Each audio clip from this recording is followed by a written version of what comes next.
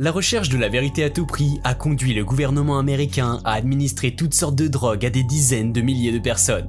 Mais peut-on vraiment forcer une personne à dire toute la vérité juste en lui administrant un produit chimique? Bonjour les tortues et bienvenue dans cette nouvelle vidéo de Top Tortue. Comme toujours, n'oubliez pas de mettre un pouce vers le haut, de commenter et de partager cette vidéo. Ça aide la chaîne à se faire connaître. N'oubliez pas également de vous abonner et de cliquer sur la cloche pour être prévenu lorsque je sors une nouvelle vidéo. Une découverte. Début du sérum. C'est au cours de la décennie allant de 1950 à 1960 que le grand public entendra parler des sérums de vérité grâce à des expériences douteuses de la CIA.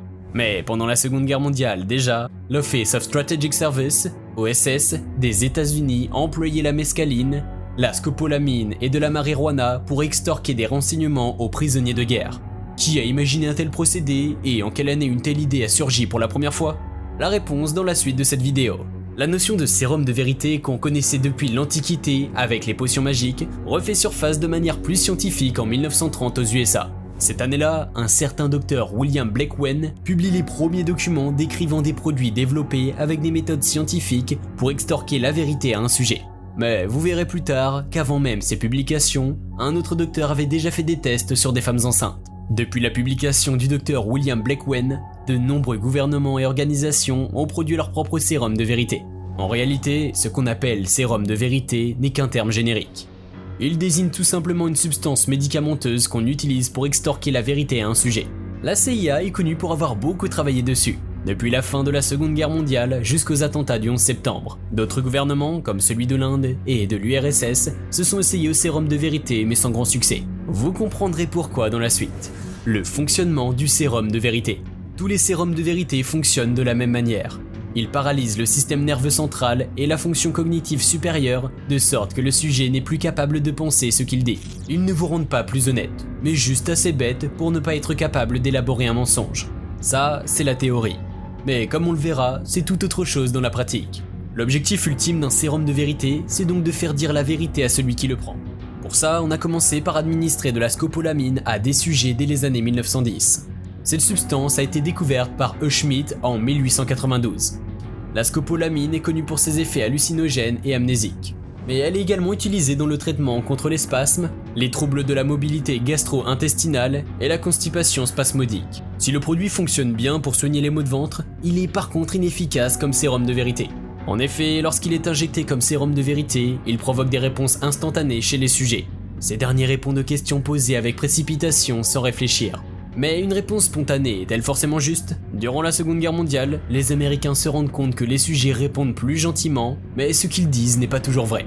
Au début des années 1920, le docteur Robert Ernest House, dont nous reparlerons plus tard dans cette vidéo, s'est illustré par des expériences choquantes et horribles. Il a testé toutes sortes de produits chimiques sur des patients souffrant de troubles mentaux.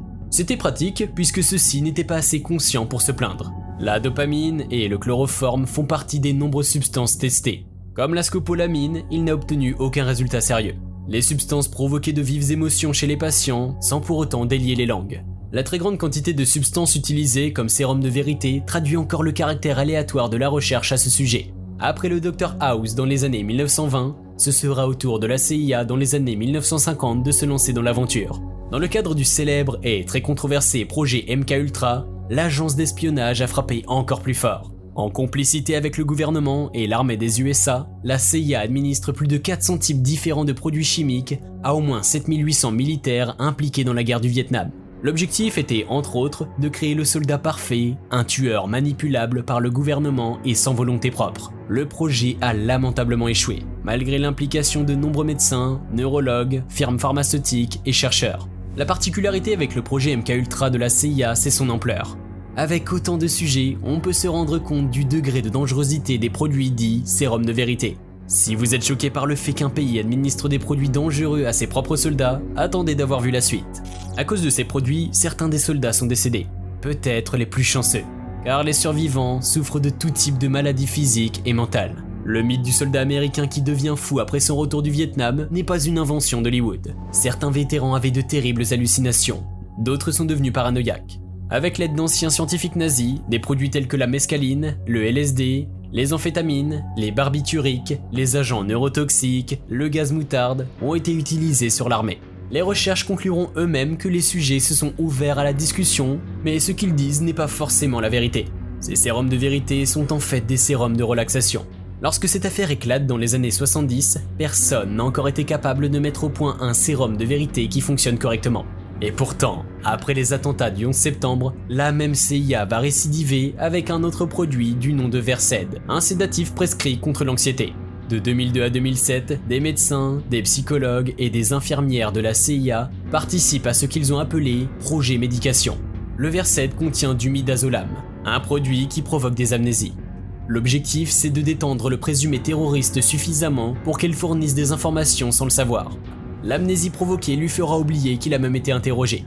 Le Versed ne donnera pas plus de résultats que les autres produits. En effet, les informations obtenues des sujets drogués sont souvent contradictoires. Certains sujets mélangent même réalité et fiction. Des expériences sur des femmes enceintes. Les différentes expériences. L'histoire de la recherche du sérum de vérité est parsemée de fous furieux qui veulent contrôler l'esprit humain à tout prix.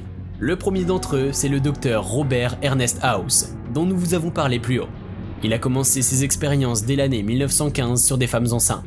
Il leur injecte de la scopolamine et constate qu'elles deviennent très volontaires pour répondre à ces questions.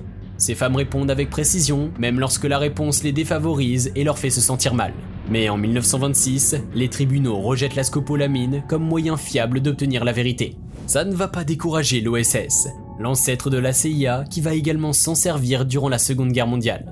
Le gouvernement américain a longtemps cherché à mettre au point le tueur programmable parfait. L'idée, c'était de concevoir une pilule qui, une fois avalée, transformerait un agent en tueur sans émotion. On a aussi testé des gaz qui devaient permettre d'obtenir la vérité des espions étrangers. De 2002 à 2007, plus de 97 terroristes ont été interrogés dans 10 prisons secrètes à travers le monde à l'aide d'un tel gaz. D'autres produits ont également été utilisés, le tout à l'insu des victimes bien sûr.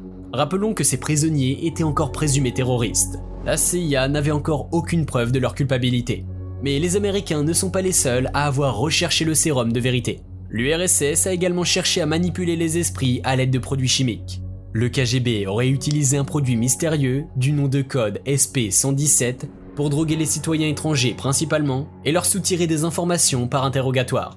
Ce produit serait particulièrement redoutable car il vous fait perdre vos moyens 15 minutes après la prise. Plus impressionnant encore, si vous prenez l'antidote après la perte de contrôle, vous irez mieux mais vous ne saurez jamais qu'on vous a drogué.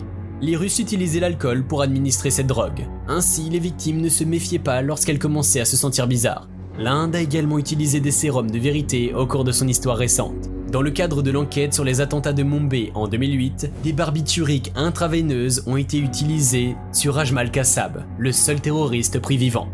On ne sait pas exactement quel résultat l'Inde a obtenu avec cette méthode, mais Kassab a été condamné à mort en 2010.